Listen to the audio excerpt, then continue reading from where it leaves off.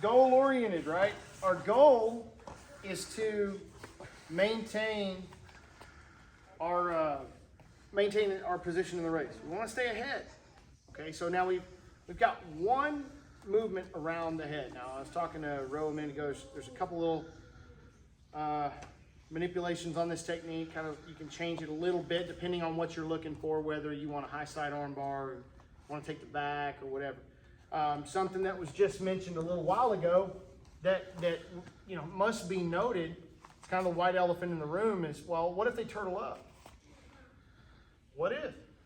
Right? I mean, ultimately, this game now has boiled down to exposing your back to somebody at various points in time, not necessarily giving your back, right? So I've made that distinction already in numerous classes that simply because you expose your back doesn't mean you've given up your back. And it irritates me so damn bad to hear people go, well, I'm giving up my back.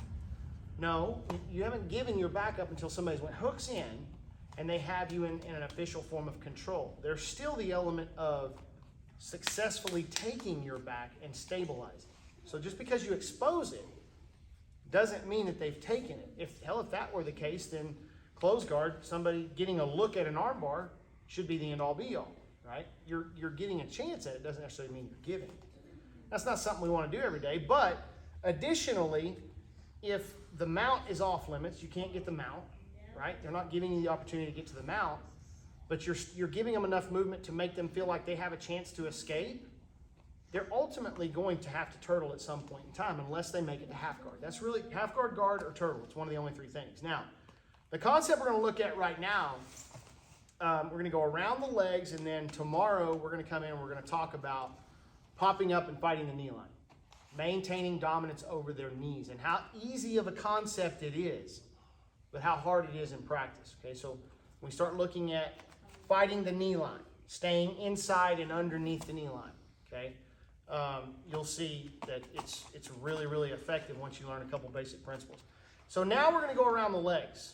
All right. And I'm going to let Train demonstrate this because he's one of the best I've seen doing this at the backside hip switch.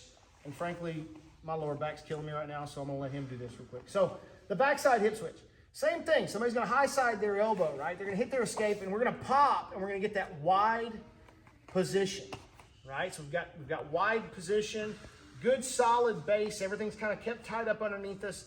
And then all of a sudden, he's able to really dramatically get to a high side hip. Like he makes a hard turn, and now this is what we've dealt with. Now I want to pay attention to something right here. This right hand, okay, can be one of two places. It can be over here on the mat, or it can be blocking the hip. I prefer to block the hip. There's a couple of reasons why. Because if I block the hip, as he turns, my right elbow is going to go where? Down to the mat. And when my right elbow hits the mat, it blocks that bottom side knee. Okay, so he has no ability to drive. Now it frees up your right leg to come in and pin the top side knee a little bit. Okay, so as soon as he pins the knee with his right leg, now he's got the ability to slide down. He can pin this leg just a little bit. Just going to drop his leg right over the top. And then there's kind of a hip switch slash vault that comes over, and we get to the backside very quickly. Very quickly. It's lightning fast. Okay, but the key here, go back. You'll notice here the key is that he's going to just kind of put the top part of his knee right over the top of his thigh, pinning it. So you're going to recruit the hand, so as he high sides and turns really good, now he starts targeting that top side knee because he knows that's his way to get over to the other side. So as soon as he starts bringing it and he targets it and he pushes down, he's just going to pin it with the top of his knee. And then there's that hip switch goes slow, and it's more of a windshield wiper hip switch. Everything's staying up underneath him, okay? We're not going to have this traditional long step. So what I mean by a long step traditional is going to be long step way out, leg kicks to the backside. We're not having that. Everything is going to be moving closely up underneath him. As the right knee transitions the back, boom, it just rolls through. He pulls the leg up underneath, and he's on the backside. Now, he can do it even tighter. So we got two different ways. If you feel like kicking your backside leg out, you can do that. All right, or come back. Variation 2. It's hard to do it tight and slow. You can glue your heels to your butt. No long step at all. It's a windshield wiper topside pass. Boom. my preferred method, right?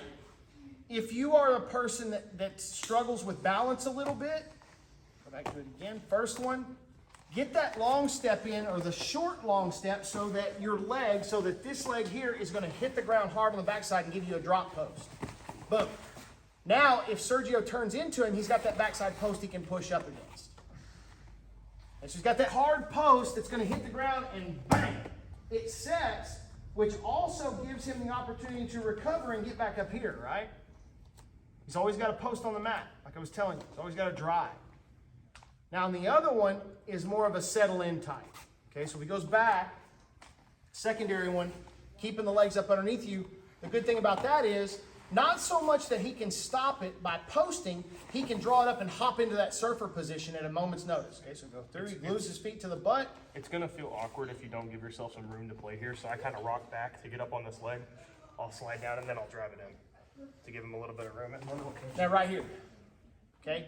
Now pull that leg back up underneath you, come back through and no long step. Keep your heels glued. Now watch, heels are glued now. As soon as his feet hit the ground, if Sergio starts to turn into him, he can pop back up real quick, boom. Okay, because his legs are up underneath it. He can start going to knee on belly, knee on chest, whatever. Because his feet are back up underneath him. If they're way out, he's got to reel all that back in, right? Give that one a try. You can try your long step, see which one you like, and you can try the windshield wiper fold across. Here we go. 1, 2, 3.